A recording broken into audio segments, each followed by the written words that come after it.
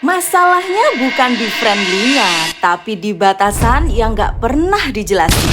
Sebenarnya sah-sah aja ya kita mau dikenal jadi orang yang friendly atau ramah. Kita bisa mudah bergaul lah, punya banyak koneksi, dan dianggap jadi orang yang menyenangkan. Tapi justru di kebanyakan kasus, masalah muncul bukan karena ramahnya, tapi karena tidak adanya kejelasan batas.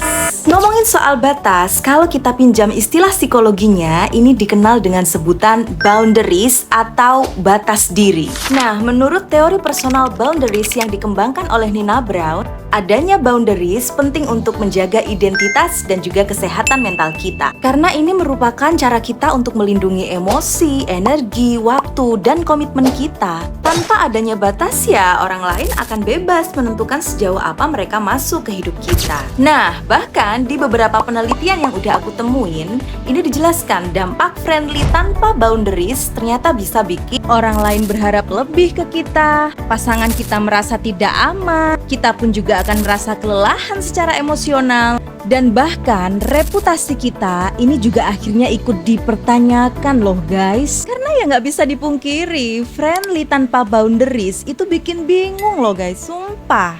Misal nih ya, kalian udah sering chat intens, bahkan curhat-curhatan, dan gak jarang juga kasih perhatian. Tapi ujung-ujungnya ketika ditanya bilangnya cuma temen. Jadi antara perilaku sama pengakuannya tuh gak sinkron, paham gak sih? Nah biasanya banyak orang yang gak mau pasang batas ini ya karena takut bilang jutek lah, udah berubah lah, sombong lah.